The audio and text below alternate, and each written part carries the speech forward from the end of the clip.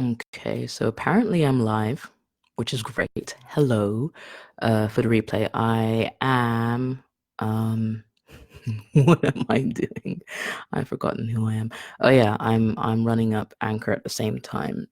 Hopefully, the microphone is able to share its signal across two places. I've already done the opening section of my podcast, just so you're aware. I'm going into the next section, which is about me being born and stuff. And then there's various other sections that will be added in. So I'm going to load up Anchor now. Cat. Okay, cat. No, that's not for you to come here. So in 1986, I was born. My mother decided to give birth to me in Kenya, and I was born in the warmer months of Kenya, which is typically between December and February, March. Now, having to be in this country during the winter is pretty freaking weird. Like, I've been here for 18 years, 19 years, 18 years. I've been here for 18 years, and it still messes with my mind, like having Christmas time being cold versus being hot really, really, really freaks me out a little bit. But yeah, I was born, lived in Kenya. Interesting fun fact: English is my only language, but it is not my first language. So, being born and raised and living in Kenya, I spoke Swahili, Kiswahili, Swahili. There are different dialects, and depending on where you are in Kenya, that kind of changes the way things sound a little bit. And I didn't speak a word of English. Literally, didn't speak not a word of English. It wasn't until my parents took me to the UK when I was around 6 years old, when a rather draconian um, teacher gave my parents this option of ignore your child until she speaks English. Now, I'm stubborn, I'm hard headed. I didn't really want to integrate with English people. As long as my mom was around, then, I was kind of cool. So, for the most part, I'd run around school in England. I lived in Leatherhead in Surrey. If you know the place, you understand why I'm saying this. I pretty much kept to myself. And if any kid would come up to me and they'd like try and take my toys, apparently I'd go wewe mbaya, and that translates to "you're bad" in English. Um, Strong-headed Shiggy, strong-headed from the day I was born up until right now and forever, forevermore. Fun story. Whilst I was in Leatherhead, my mum would always take me swimming on a Saturday to the local leisure centre, and I was minding my own business. I think I just had enough of swimming. Like when I don't want to do something, it just doesn't happen. So I sat on the side of the swimming pool, and this white kid comes running up to me, right? And he starts doing this. Now, if you're not watching me on Facebook, you probably don't know what the hell's going on right now. I'm rubbing my hand on my cheek because that's what this child did to me. Does that, and then screams to its mother. I can't remember if it was a boy or a girl. Screams to their mother across the pool, "Mummy, it won't come off," and runs off. Remember, I didn't speak a word of English, right? So I was just very much in a state of WTF, bro. Like, who are you? What do you want? Why have you done the thing here? So that's happening on one side of the pool. Go to the other side of the pool. My mother's there. She's looking at me. She's thinking or wondering, what is my child going to do? There's three things I normally do. One, chase after the child and tear a new butthole, figuratively, not literally. Two, freak out and cry, and I will cry the house down. I got a good pair of lungs on me. Three, WTF, bro, look at them and just think humans are weird. I still think humans are weird. So thankfully, I did number three, chilled out, whatever. So my mom started laughing. The mother of the other child, however, was sat right next to my mother. And she was red. She was so red, a lobster looked pale compared to her right now. And to say she was mortified would be an understatement, right? And this is an area where, it's a fairly affluent area, and people of color, black folks, Kenyans aren't exactly common in Leatherhead, or they weren't then in the early 90s. And my mother was chuckling. She was looking at this mother. This mother was, looking at, why is someone calling me? no, go away. Looking at my mother, and she just apologized profusely. And my mother said, it's okay. Clearly, my child isn't exactly affected by it. Maybe you should have a word with yours. And yeah, that's a fun story of some casual racism that happened in the early 90s with yours truly. Had no idea what was going on. This is something my mom told me years and years later. So yeah, Swahili aside, English learning aside, with the rather draconian way of making a child learn English didn't work out too bad, if I do say so myself. Um, I moved back to Kenya, was privately educated in English schools, back and forth, back and forth. And then my parents kind of did their separation thing and chucked me back to England at the age of 14 to an all girls school in the middle of nowhere in the north. One thing, do not send your child to single sex schools. If you do, I question your sanity. I question everyone's sanity, but I question yours specifically. That was hell. Another fun issue was I was the only black kid in a school with 650 personnel. There were two of the mixed race kids of black origin. I think maybe a handful of East Asian kids, so like Korea, Japan, China, and everything. I don't think there were any Indian kids at the time. So this was kind of like as this school was turning from all girls to co-ed. So y'all are posting things in the Facebook thing. Hi. Uh, I yeah, so I was the only black kid. Icarus, stop. I was the only black kid in a private all girls school full of 650 other people. So another fun story because this is what it's all about. It's all about the stories. The initial headmistress had never really interacted with a person of color. And when I moved there, my friends, my classmates all dared me to kind of fob off. I have 5 piercings in each ear. I had a labrae piercing as well, and did I have a tongue piercing at the time? No, sorry, I didn't even have the labrae piercing. I just had the 5 piercings. I did all the other piercings later on. So 5 piercings in either ear. And they basically said like just pretend like you're an African tribal princess or whatever and say that like your piercings are for tribal reasons. I I got called up for the earrings, and she said, you need to take them out. We only allow 1 pair of earrings. I said, I'm sorry, miss, I can't because of my tribal background, being Taita and one of the smaller tribes in Kenya. I need to keep them, and she believed me for an entire year. For an entire year, no one bothered me about my earrings because, like, I was the token black kid in this school, with my tribal earrings. They weren't tribal. I just did them because I could. Like me and my mom were doing this stupid competition on how many piercings we could get in our ears. She stopped at 3. I stopped at 5. So for a whole year, the entire school just left me alone with my 5 piercings in my ears, and then we changed head persons. So from a headmistress to a headmaster. Mr. Das, as he was called, is a Indian Kenyan.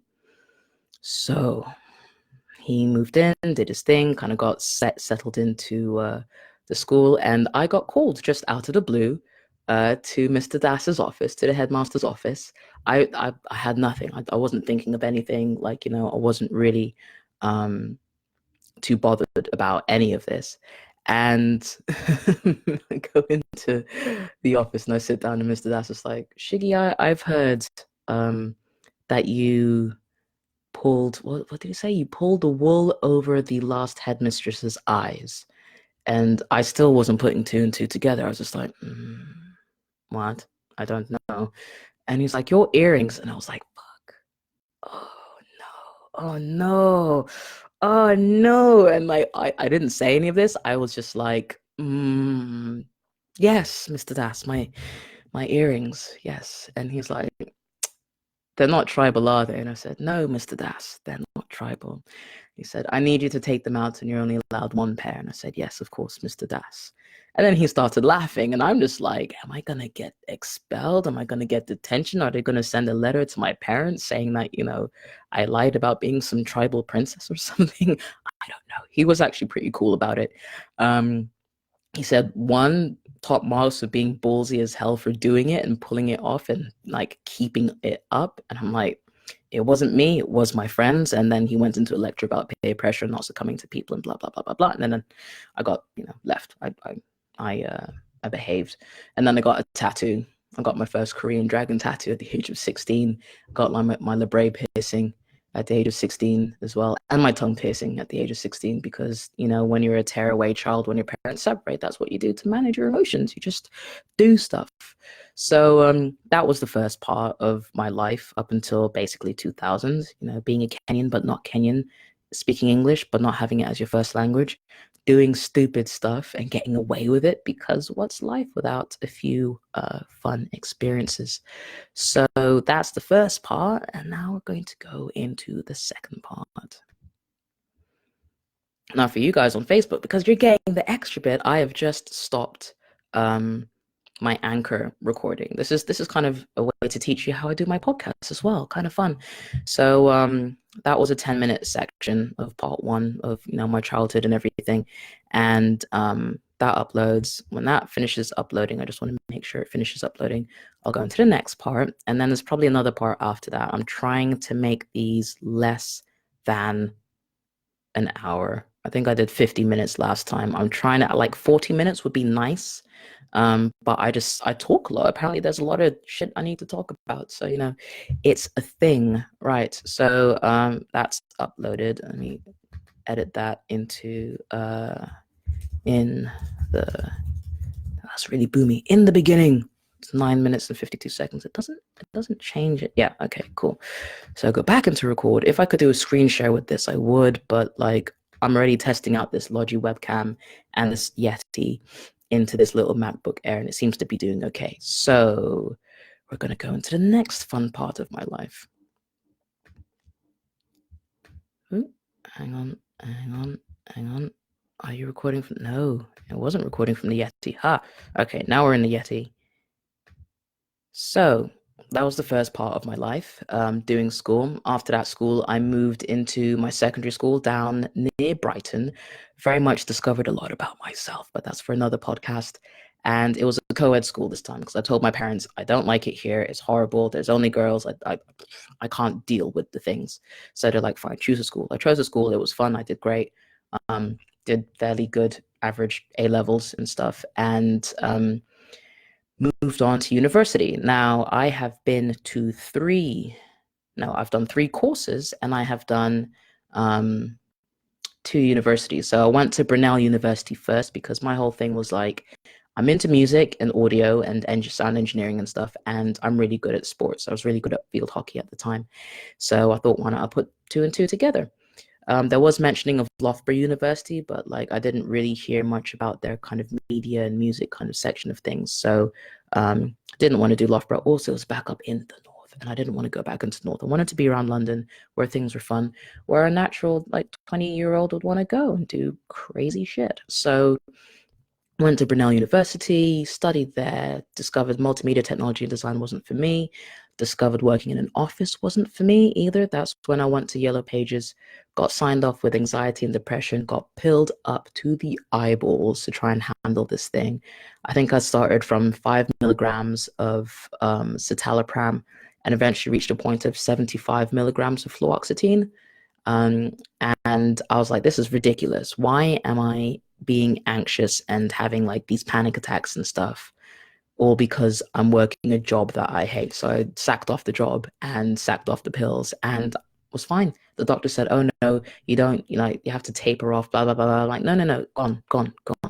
And I was fine, totally fine, free and happy and everything. So that was 2008. And in that time, I had learned how to be a DJ at A levels, high school A levels, and got really good, quite good. And then absolutely blagged my way into my first job as a sound engineer. And what else? DJ, obviously. DJing with CDs and vinyl.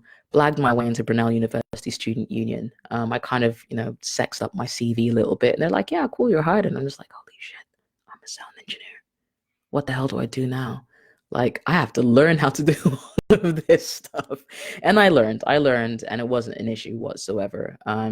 and had a lot of fun. DJ'd for some amazing people. I DJ'd for Pendulum, was this close to going and being one of their roadies. Um, Rob the Bank, Stanton Warrior, Shy FX, J Magic, and Wicker Man. Yes, I'm name dropping because I can. My cat's trying to get into my bed. Icarus, quit it. Quit it. Good boy. So, yeah, Brunel University was a whale of a time. I kind of call it my Van Wilder phase.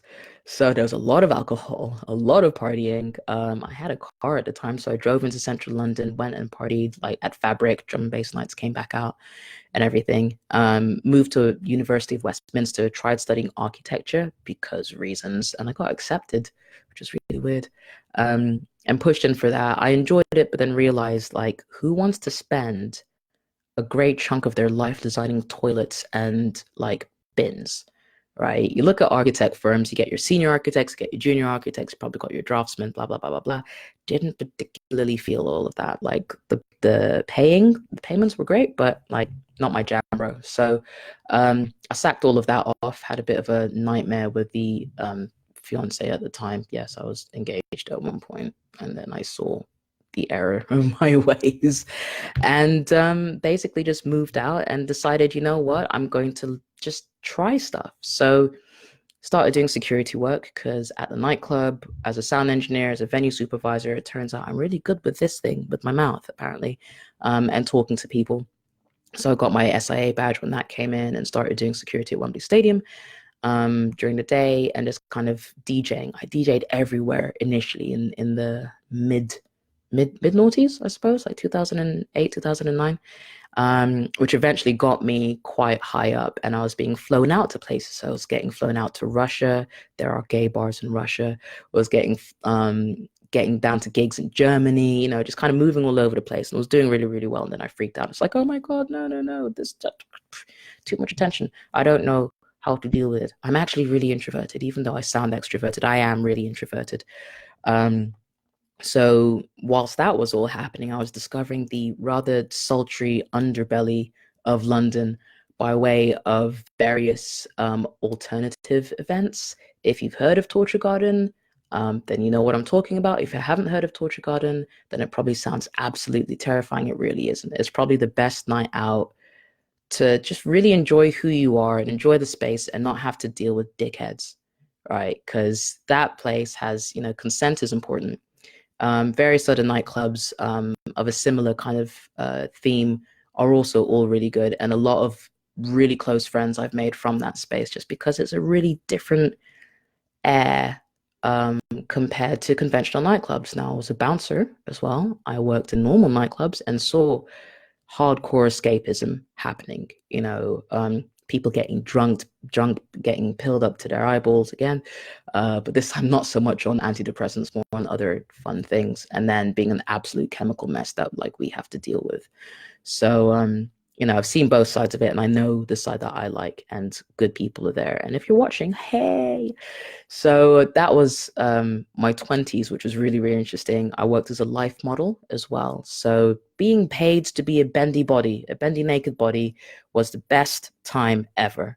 Um, and it was the most physically taxing time ever. There is no amount of Brazilian Jiu Jitsu or weightlifting or CrossFit or what else have I done? Capoeira or Taekwondo or Shotokan, like nothing compares with being a life model. And when I was a full-time life model, I would probably sit for 2 to 3 different venues per day.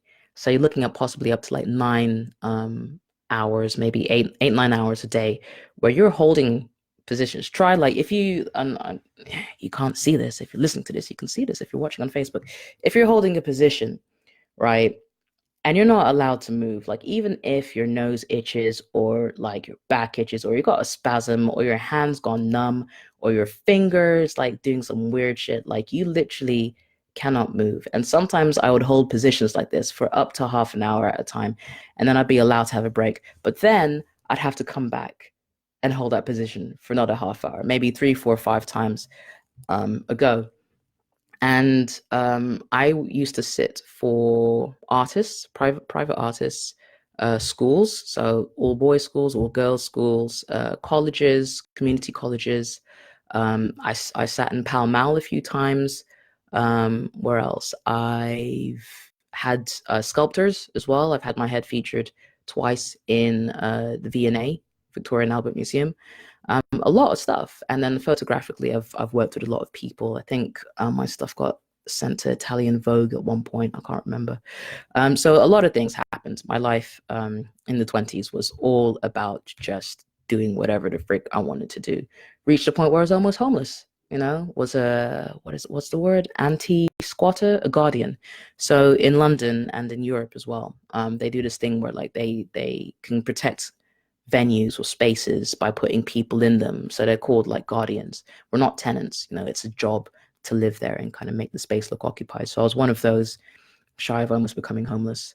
Um, but you know, I worked my ass out from there. Like starvation's crazy. If anyone says they're starving, I usually just look at them and be like, "Cool story, bro. You're a liar."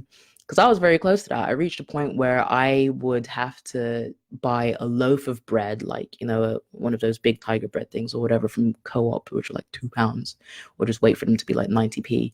And then I'll get one of those nourishment shakes as well. When they first started, I think they're about 70p or something. And I would have one nourishment shake a day. I'd have half in the morning, half in the evening, and then I'd have like 2 slices of bread. That's how shit my life got. So I know it can't ever get that bad. And even if my life did get that bad, I can super handle it because that was a very large part of my 20s. And then I kind of pulled myself back out and started just, you know, trying to make a better life for myself. Like my relationship with my mom had deteriorated, my relationship with my dad had just, he was my stepdad anyway, but you know, that had all kind of gone to pot.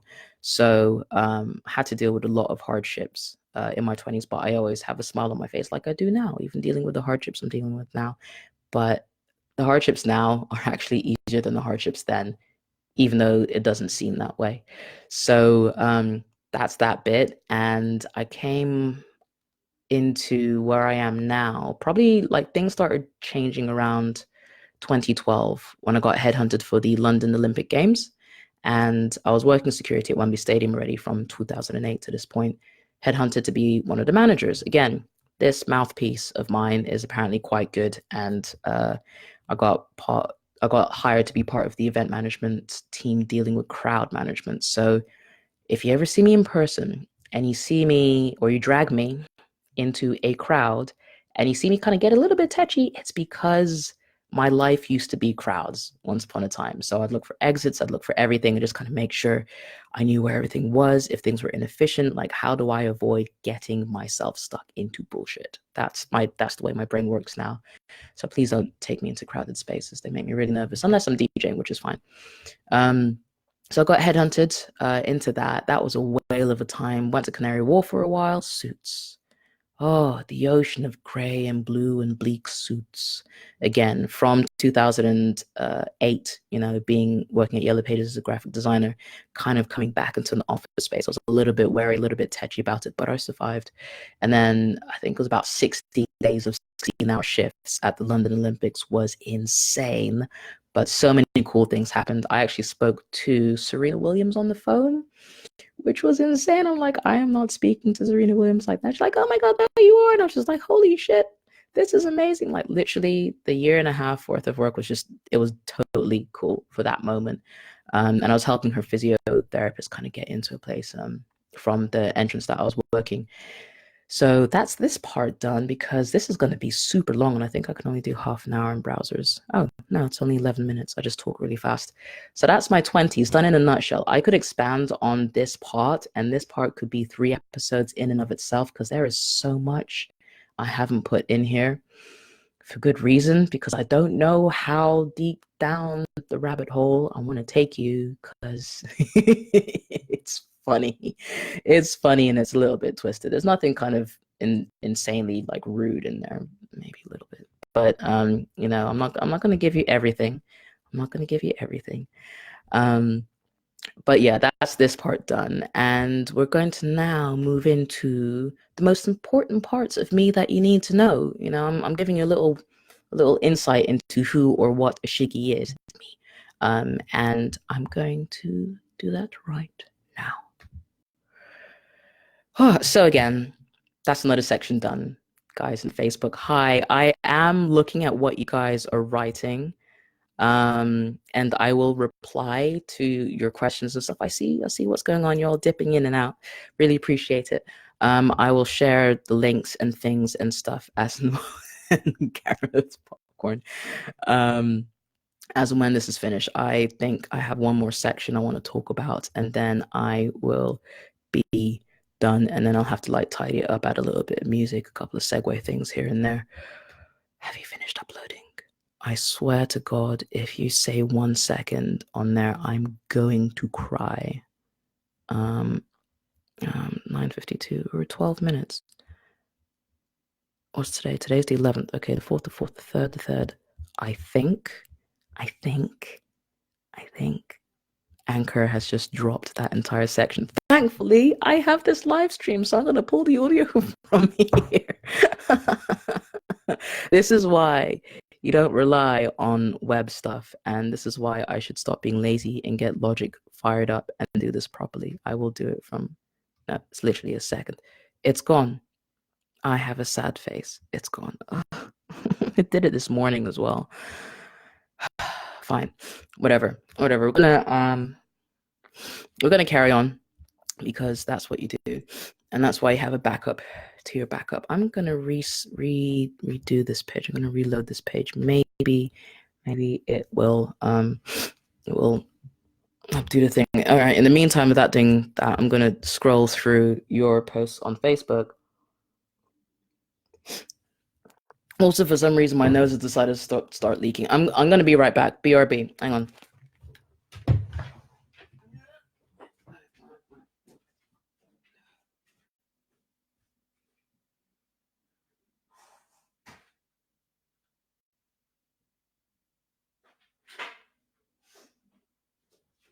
What are you doing, cat?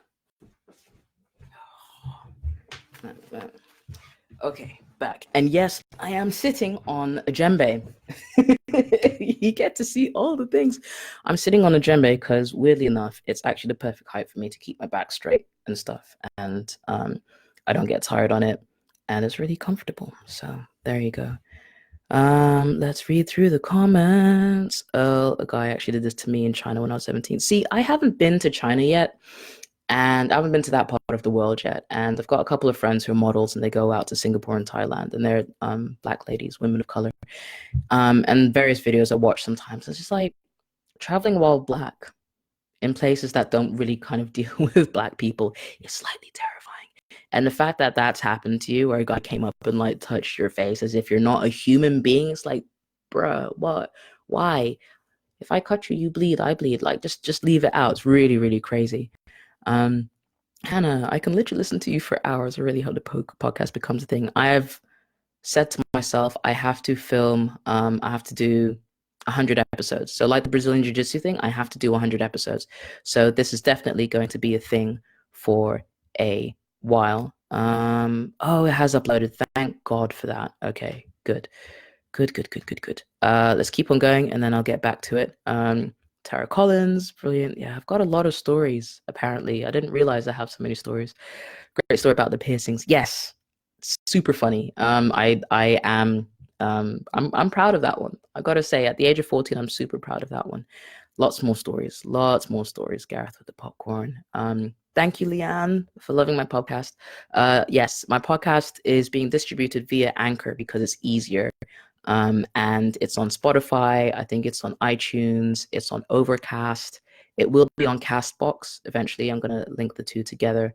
And I am going to upload it onto my personal blog site, which has been dead for a while. I'm going to revamp it up because this is actually really fun. And I get to talk about whatever the hell I want. And you guys apparently like it, which is amazing. Why didn't I do this sooner? Why didn't I get this webcam sooner? So I will send I'll send the link of my podcast into this post. I'll post it on my personal Facebook's page thing and everything. I'll blast it everywhere. I'll even maybe change my picture and put the URL on there. I think it's anchor.fm/Shiggi. Shiggy. I don't know right now. I can't click back into things and stuff because I'm in the middle of the session. But yes, I do have a page. Right. So I think that's section two done. What was I talking about? I was talking about life and things and stuff in the 20s, then the Olympics, and now where I'm now. Okay, cool. This is the final section, or semi-second, the final section. Right. It's going to record. Input is into Yeti. I seriously need to get logic up and firing for this because this is too risky, right? 12 minutes of life almost disappeared, and then I had a sad face. So here we go. So now we're into kind of sort of now. After the Olympics, I had a bit of a break because I made hella Skrilla, and then I rested for about 3 or 4 months. You know, I made money, y'all, and then I decided, you know what? I'm actually not gonna do anything. I'm gonna sit on my butt and do whatever the hell I want, which wasn't much. I think I crocheted and watched Game of Thrones because winter was here. I crocheted a lot of beanies. I like crocheting. Anyway, so I did that. I chilled out for a bit, just try to figure out what I wanted to do with my life, and that's when my personal training career started. Weirdly enough, my personal training career started with me, finishing my level 3, and then going out into the big bad world trying to find a job. And I remember I went onto Amazon and I found this book called Ignite the Fire, written by Jonathan Goodman, and it just blew my mind on like how to figure out what works for you. It taught me the fact that you need to interview the venue, you need to interview the people that you're going to be working with, because if you don't vibe well with them, then it's going to be a whole world of just uncomfortableness and you will leave. So taking that on board, there was a lot of places I looked at and I went to and I was just like, I don't really feel the vibe of this. And then I went to Virgin Active. So I went to the super high black level ones first, didn't know what I was doing, went through the whole thing, and kind of got knocked back because they said, yeah, you weren't quite exactly what we were looking for. And I was like, well, what exactly are you looking for? Like, what energy, do you need? Like, you've seen the energy that I have. Is there somewhere else that is more suited to my level? I appreciate you guys are high level, something a little bit lower. Would that be more appropriate? So that manager is like, oh, cool. Yeah, no, I know another place that's looking for people and you'd be perfect for it. So that's where I started at Virgin Active in South Wimbledon, which was it was an experience. I only lasted 3 months, but that's the thing. But the thing with that moment, I sent John the longest email I have ever sent someone. It's just like a massive, just verbal thank you, verbal kind of full on email, not expecting him to reply, but he did. Right. And I'm only saying that now because John, with everything that he's done, he's the mastermind behind the Personal Training Development Center, so the ptdc.com. He did a whole bunch of other things, did 1K X-rays, now got the Online Trainer Academy. And I bought into all of those things. And a lot of what he's done is basically why I can do this right now. And secret side note, I have been editing his audiobooks, right? So I don't know if I'm allowed to say that or not, but I've said it. So, I had a lot of people's audiobooks, like more people are going to be coming out of the woodworks. But yeah, basically, John Goodman has been an accidental mentor through his books and through the products that he's produced. And I bought into them. And every single time I bought into them, I kind of stepped up a level with my fitness game. So I started at Virgin Active as a fitness coach, realized I didn't really like it so much because the vibe, the community wasn't really quite there. Made a few friends from the personal trainers and actually a few of the members as well, and moved to Pure Gym in Wandsworth, had a whale of a time there. A little bit of drama happened, got kind of headhunted by another place, which was Local Motion Studios around the corner from there. That was fun. But then I kind of, I figured that the way I was doing it, I'm not a personal trainer in the classic sense of a personal trainer. Like I actually don't enjoy, you know, programming stuff for people who have lives. So we're programming science for people who have children, who have jobs, who have evenings that go crazy, who have lives that they want to live. Like for me, the logic wasn't really there. And I was battling myself and being really miserable, kind of working in a energy and space that didn't really serve me. So from there, what did I do from Locomotion Studios? I moved somewhere else. Oh yeah, I moved to Brixton. That was fun. So I moved to a leisure center in Brixton, and the community there was crazy. The guys there were absolutely nuts. I made a lot of friends there, a lot of amazing clients who I get to call friends. Hi guys, I know you're gonna watch this eventually. Um, and that was a really really good time. But then I reached a point of being tired again. You know, you reach this kind of point, and then it was either I hire other trainers to do what I do and get more clients, or I open a gym, and I didn't want either of those. So I moved on to a situation kind of occurred. Ah, yes. A situation occurred by way of my grandmother passing away in 2015, I think. And there was a whole drama palaver around that, and I'm going to cover that in a separate episode because that definitely needs to be talked about with parents and stuff, but it's not for here. Um, and went to a funeral, kind of saw home a lot because I hadn't been home for ages, and I was just like, dude, okay, bouldering could be a thing. And this is when I started bouldering. And if you knew me back then, I always bouldered on a T day. So Tuesdays and Thursdays, I'd spend like 6 hours bouldering. And I was looking at this, like, just the landscape of my home village, kind of going like, people can come out and do rock climbing and go to the Kakamega forest. They can hang out on the equator because literally you have to go over the equator to go into the main town and then back over the equator to get back to the farm. Like it's nuts. It's such a beautiful place. I'm just like, I want to do a business with this. Um, so when I came back, you know, I was kind of talking about it to the guys at the bouldering center and everything, and one person kind of, you know, had his own adventure business that he was doing. So I teamed up with him for a year. This is now kind of coming a year and a half forwards. I teamed up with him, and it's a great business. It's just our characters really didn't kind of gel too well. And I don't do well in offices. I said I don't do well in offices, but we ended up being in an office, and you know things just went wayward. I do not do well in offices. End of. So you know that happened. DJing was still happening in the background. I was still doing security. The amount of times I got punched in the face, not that many. For I had a split lip once, and I had to go to work in the morning to go see my clients. They're just like, "What the hell happened to you?" And it's like, "Yeah, code red on the dance floor happened." I think it turned to a code black as well. Fun times. Again, many stories about security could pop up at some point. So yeah, I think I have very, very kind of quickly covered a lot of my life just to kind of give you an idea of who I am. Right now, I'm a audiobook editor and producer. And that started literally on a whim of a friend who had audio files that he wanted to turn into an audiobook. He posted in one of the entrepreneurial book groups I'm in. Can anyone do this? And I said, yeah, obviously. There's a pigeon. I hate pigeons. Said, yeah, obviously. And that's how it, you know, audiobook editing became a thing. And I've been doing that this year. And it was doing really well. And then my mother killed herself. So I had to deal with that. And now I'm kind of coming back again. A lot of people are just like, oh, take your time. I'm like, I have no time. No one has time. Time is not guaranteed. It might be a constant construct, but it also doesn't exist. So, yeah, in a nutshell, I have been called assaulted, what have been called assaulted caramel space unicorn, to try and describe what I do, because I do a lot and I have to do a lot. I can't not do the things I do. So I am a DJ. Yes.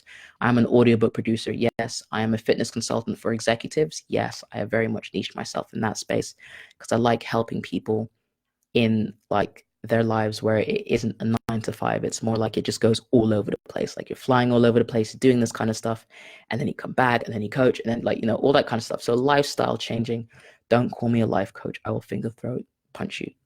I will do the thing in your throat with my fingers. Don't call me a life coach, even though that's kind of what I am. So that's a lot of it. I'm also a seamstress, but we won't go into that until I start showing you the waistcoats that I'm making at the moment. They're really, really fun. So yeah, that's a huge kind of cover of who, what, where I am, where I've been, how I've gotten to where I am right now. And there's still so much that I could talk about, but I figured just a little quick hello, howdy, hi would work. And also to kind of show you that even though, you know, we get put on a path and we think, you know, we're born, we learn, we do the GCSEs, we do the A levels, or the IBs, International Baccalaureate, whatever you do, and then you do university, and then you do your degree, and then you get a job, and then you find someone, and then you have a child, and then, you know, that whole linear existence doesn't have to be true. You can do whatever you want to do. You can do however many things you want to do. Like, people who spin plates. You can do that if you want.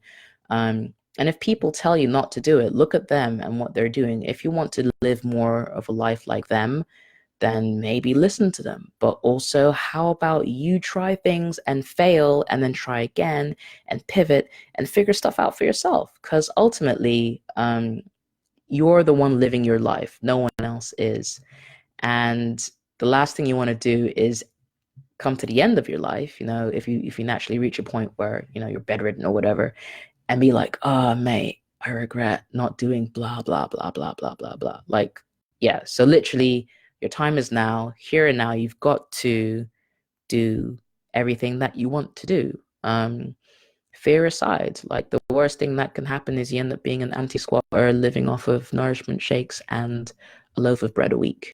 And that wasn't so bad either, you know, whilst I was life modeling, holding poses for 9 hours. You don't have to go that route, but I'm just saying, right? You need to live your life. Everyone needs to live their life. And yeah, I think we're done. Holy crap, we're done. This is the last section, last segment. Thank you so much to guys on Facebook for popping in, saying a thing or two, popping out, doing your thing. That's going to be more of a thing. Basically, Wednesday afternoons are now going to be dedicated to me chatting about stuff for this podcast. I've got 3 other podcasts I'll be launching, but this one's taking the main stage for now. Yeah, as usual, if you have any questions, find me on the media of socials. I'm on Instagram, Shig. I'm on Facebook, Shiggy Pacta. You can send me an email at hishiggy@shiggy.co.uk. That's HISHIGGI at Shiggy, same spelling, .co.uk. Or yeah, if you find me on LinkedIn, like, you can send me a message on LinkedIn, but I'm not on there that often. And I will see you in episode 3. I have no idea what it's going to be about, but we'll figure that out next Wednesday. Okie dokie. I'll see you soon. Bye. I like how I waved at the video, even though I was saying goodbye on Anchor, and I'm actually still here talking to you right now. That's quite funny. But yeah, so 41 minutes of live. So I'm assuming my podcast is going to be around the 40-minute mark, which is great. That's what I wanted. Thank you guys on here and on Facebook for being around, popping in, popping out, sending questions. This has actually been a beta run, probably an alpha run, if I'm honest, because I just found that camera in a bag like an hour ago, and obviously this is set up, and I didn't know how stressful this would be on my MacBook, because it's a MacBook Air. It's like 2010, so it's hella old, and it seems to be doing okay. So this will happen more often. If you're watching the replay of this and you've got questions, put the questions in here. I will happily answer them. I'm back on social media now after having some time away, and I have goals to accomplish this year. So thank you again, and I will see you on the Facebooks. Otherwise, you will literally see me next week. All right, see you. Bye. Yes, go.